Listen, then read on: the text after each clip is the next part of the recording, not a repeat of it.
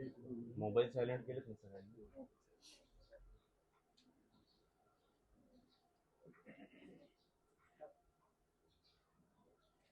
राज्याचे उपमुख्यमंत्री आदरणीय अजितदादांचं आज दुःखद निधन झालं. आमचा सगळा आधार गेलेला आहे.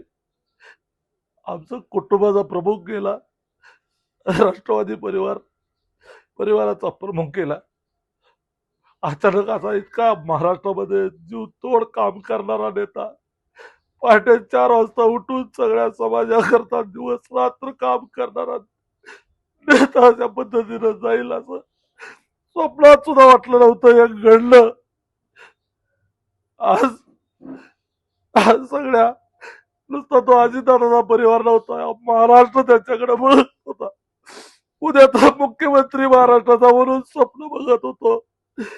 अचानक आज अजितदादा, आज ही धक्कादायक बातमी आली. अक्षरशः सगळं कोसळल्यासारखं झालंय. सगळं याच्यातून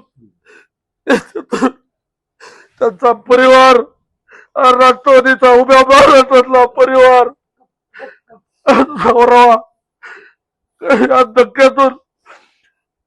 या धक्क्यातून सगळ्या कार्यकर्त्यांनी, महाराष्ट्रातील अजितदादावर प्रेम करणाऱ्या सगळ्यांनी सावरलं पाहिजे. या माणसानं मुळावर उद्या महाराष्ट्रातील विकासाचा गाडा थांबतो का काय?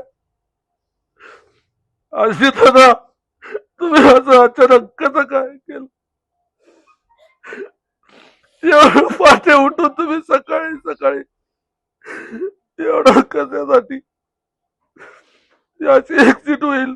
महाराष्ट्राचं नाही देशाचं नुकसान झालं. इतकं चांगलं काम करणारा मेहनती माणूस या महाराष्ट्राला पुन्हा मिळलेला आहे.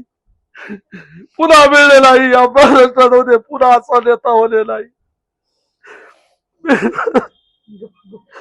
माझा परिवार आणि माझ्या सगळ्या जिल्ह्याच्या वतीनं तुम्हाला श्रद्धांजली अर्पण करतो दादा.